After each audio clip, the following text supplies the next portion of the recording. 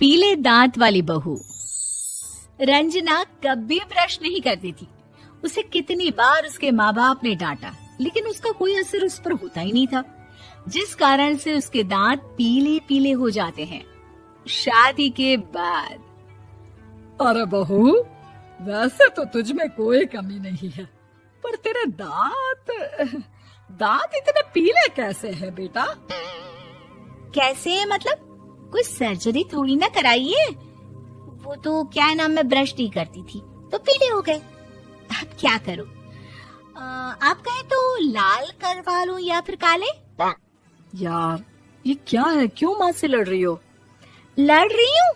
अरे मैं लड़ रही हूँ या ये बोल रही है कि दांत पीले हैं, पीले। अरे तपस्या थोड़ी ना की है इन्हें पीले करने के लिए। बकायदा ब्रश नहीं किया है 20 साल तक, तब जाकर। छी, कैसी बात कर रही हो? ये उस वक्त तो पीले नहीं थे जब हम लोग तुम्हें देखने आए थे। अरे तब साफ करवा लिया होगा डेंटिस्ट के पास जाकर। अब देखो कैसे पीले पीले लग रहे हैं।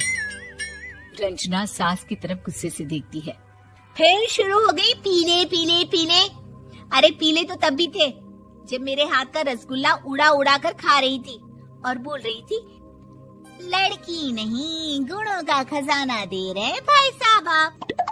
खैर, अब वो लोग करते भी तो क्या करते, पीले दांत वाली बहू पल्ले पड़ी थी तो झेलना तो था ही। एक दिन कीर्तन में रंजना गाना गा रही थी। अरे कमला बहन, माँ का द्वार है, यहाँ तो सब शुद्ध होकर आते हैं, फिर अपनी बहू को ब्रश भी नहीं करवाती तुम। दूर से पीले पीले दांत भक्ति में बाधा उत्पन्न कर रहे हैं। अरे कोई 2 साल के बच्चे थोड़ी ना लेकर आई हूँ मैं बहू बनाकर। अच्छी खासी लड़की है, अरे कैसे करवाऊं ब्रश? ये तो उसे खुद करना चाहिए ना।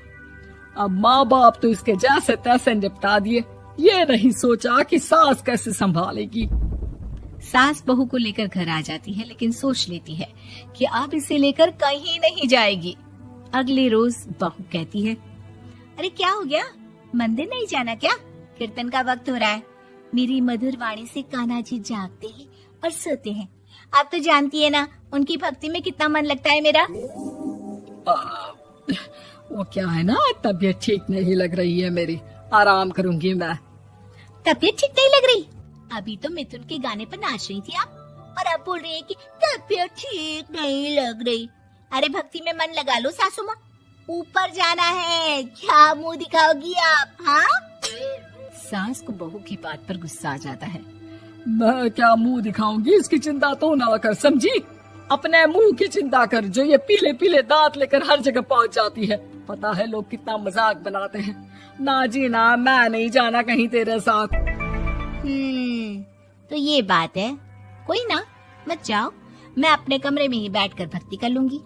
ऊपर वाला दांत थोड़ी ना देखता है, मन देखता है, भावना देखता है। और अरे बस बस, तू सब कुछ दिखा, बस ये सफेद चमकदार दांत ना दिखाना किसी को, है? जा यहाँ से। बहू को सास की बात का कोई फर्क नहीं पड़ता, वो तो जैसी थी वैसी ही रह जाती है। सुबह नहाकर किचन में खाना बनाना, फिर खाना खाना, कीर्तन भजन करना और सो जाना। एक दिन, माँ जी मैं सहेली के घर जा रही हूँ, शाम को लेट आऊंगी। हाँ, तो जाना, मैंने कौन सा तेरी आरती करनी है घर पर बैठकर। रंजना सहेली के घर जाती है, जहाँ वो पार्टी में जाने की तैयारी कर रही होती है। अरे शिखा, कहाँ जाने की तैयारी कर रही है? मैं गलत वक्त पर आ गई क्या? अरे नहीं यार, उल्टा सही वक्त पर आई है। मैंने ये साड़ी और ज्वेलरी निकाली है यार, शाम को इनके ऑफिस की एक पार्टी में जाना है। बताना कैसा लग रहा है ये सब? नहीं यार, इस ड्रेस के साथ तो वो वाली ज्वेलरी अच्छी लगेगी। हाँ सही बोल रही है, मैंने ध्यान ही नहीं दिया। वैसे तो हमेशा से मस्त फैशन सेंस रखती है। तो बड़ा जाती होगी ना पति के साथ पार्टी में। रंजना कुछ नहीं बोलती, बस सोचती है कि यार काश ये बात सही हो जाती, पर मैं क्यों नहीं जाती पार्टी में? क्या इन लोगों की कोई पार्टी होती नहीं होगी? रंजना घर आती है और रात में पति से सवाल करती है, एक बात बताइए, आप मुझे किसी पार्टी में क्यों नहीं ले जाते? क्या आपके यहाँ ऑफिस में पार्टी नहीं होती? पति बेचारा क्या कहता कि दांत पीले हैं तुम्हारे इसलिए। अरे कोई पार्टी होती नहीं हम लोगों के ऑफिस में, तो कहाँ से लेकर जाऊं? और मार्केट, मॉल, कहीं वीकेंड घूमना, कहीं तो। अरे यार सारे हफ्ते में एक छुट्टी मिलती है, तो सोचता हूँ कि आराम ही कर लूं। क्यों? रंजना मन मार के रह जाती है। पहले कभी सास के साथ मंदिर जाया करती थी, लेकिन वो भी सास ने ले जाना बंद कर दिया। घर बैठी बैठी रंजना बोर हो जाती है। तभी उसे आइडिया आता है और वो मायके जाने का सोचती है। सासू माँ, 2 दिनों के लिए मम्मी के घर जा रही हूँ। अच्छा अच्छा ठीक है, आराम से जा। और हाँ, माँ से कुछ अच्छी आदत सीख कर आना कि कैसे शरीर के हर भाग की तरह दांतों की सफाई भी जरूरी होती है, समझी? शुरू हो गई ना आप। वो लोग आपकी तरह नहीं है कि छोटी छोटी बात का बतंगड़ बना दे। उन लोगों के लिए मैं मायने रखती हूँ, ना कि मेरे पीले पीले दांत। रंजना माँ को बिना बताए उन लोगों को सरप्राइज देती है, लेकिन जैसे ही वो दरवाजे पर पहुँचती है, अंदर देखती है कि घर वाले कहीं जा रहे होते हैं। अब माँ, काश रंजना दीदी के दांतों वाली प्रॉब्लम नहीं होती, तो वो भी हम लोगों के साथ चलती ना बुआ जी की बेटी की शादी में। हाँ बेटा, लेकिन अब उसे कौन समझाए कि उसको उसके पीले दांत नहीं दिखते, लेकिन उसके आसपास के लोगों को कितना एम्बैरेसिंग फील कराते हैं। मुझे तो कितनी बार उसके स्कूल की टीचर ने शिकायत की कि उसके साथ कोई लड़की बैठना भी नहीं चाहती, और ना ही कॉलेज में कोई उससे बात करना चाहता था। लेकिन पता नहीं क्यों उसे ये बात समझ में ही नहीं आती। कोई कमी नहीं है उस लड़की में, बस यही कि दांत पीले हैं।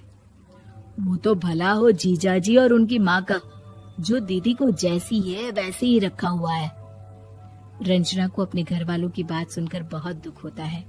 वो सोचती है कि वो क्या करे, लेकिन फिर वो सीधा डेंटिस्ट के पास जाती है, अपने दांत चमकाती है और कसम खाती है कि वो रोज ब्रश करेगी।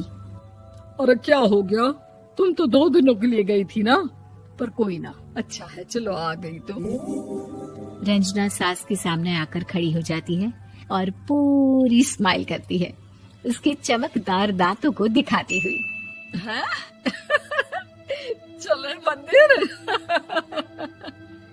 माँ, मुझे माफ कर दीजिए, मैंने आप लोगों को बहुत एम्बैरेसिंग फील करवाया। मैं आज से रोज ब्रश करूंगी।